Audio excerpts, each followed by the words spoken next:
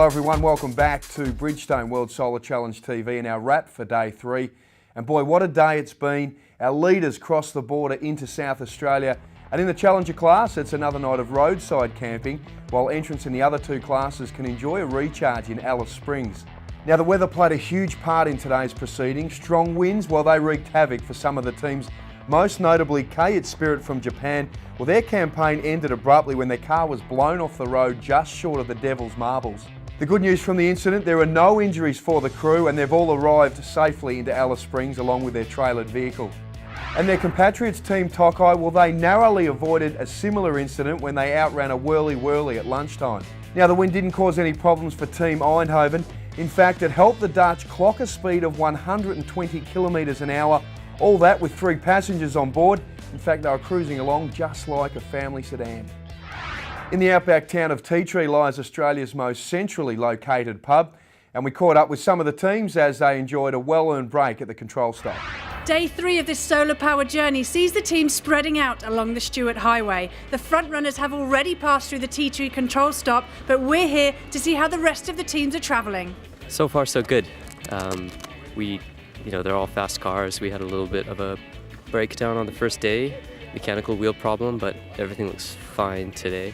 We've got good sunlight and a straight, flat road, so yeah, we're going to be in Alice Springs by tonight, I think. We've had some struggles along the way, but we found a way around them, and we're making it through. So we're coming up. We decided to run at sort of like a little bit of a lower speed, reserve energy a bit, capture more from the sun, and yeah, it's going good so far. And we're bound to hit Alice Springs at about 4:30, 5 o'clock if everything goes to plan. We've been traveling at around 80 kilometers an hour, and everything's been working very, very good. It's been awesome. We actually have a lot of energy and no problems at all. Our batteries are well prepared for our next journey here in a few minutes. We've been travelling all right. We've had a few hiccups along the way. Been having trouble trying to get the fairing doors to work quite right. But we're making every control stop, sometimes just, but we're getting down there. The ultimate aim for many of the teams is to reach all the control stops before they close, thereby travelling the whole distance powered by the sun.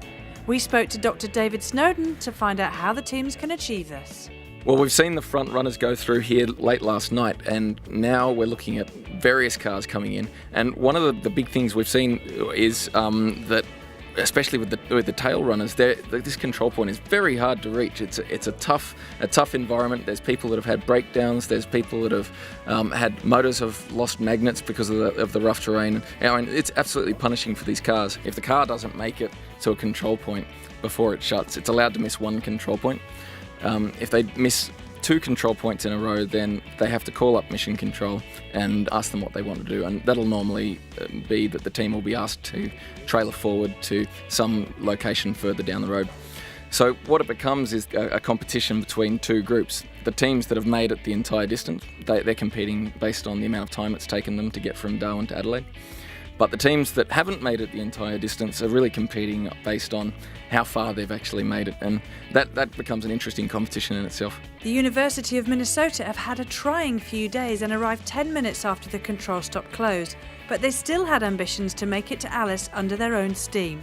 Yeah, we only missed it by about 10 minutes, so we're not too worried about it. We've been having some issues with our motor controllers. Yesterday we blew up 2 of them, and then we worked all night, went through, we rebuilt some motors and tore apart the controllers, swapped in some spares, and we got out there this morning and instantly something happened. We don't know what really, and we tossed on a different brand controller, and we've been running all day on it. But we've made up a little bit of time since then, so we should be pulling into Alice right at a little bit before 5 o'clock. What we'd be expecting for Minnesota to do and for their strategists to try and do is work out how fast they have to go in order to get to Alice when they need to get there so that they don't have to trailer. And we'd be expecting them to go, slightly over that speed in order to, random possibilities or driver changes or something like that. But we'll be expecting them to just cruise on what they need to do in order to get there. And if they make it without trailering, it'll be a fantastic achievement. The road between Darwin and Adelaide is pretty straight, but there are a few twists and turns developing in this future-fueled adventure. Now don't forget you can find out how your favourite team fared on day 3 by visiting the results board at the Bridgestone World Solar Challenge website. So with all that said, let's take a look at the results at the end of day 3. In the Clipsal and Schneider Electric Challenger class, the Dutch Nuon team are 69 kilometres short of Kuba Pedy and hold a 20k lead over Japan's Tokai University. So this is surely the battle to watch over the next few days, as it looks like it could go down to the wire. A further 120 k's behind Tokai is Solar Team Twente, who round out the top 3.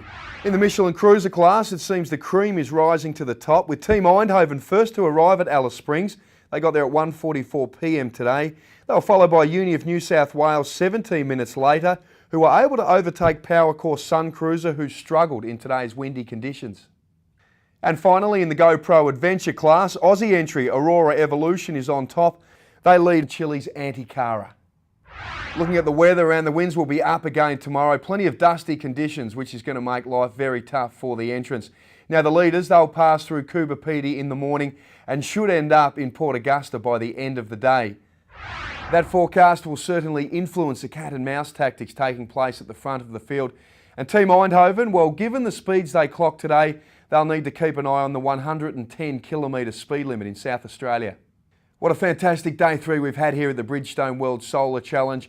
Make sure you join us tomorrow as we bring you the latest from the Stuart Highway as the closing chapters of the challenge begin to unfold. We'll see you then.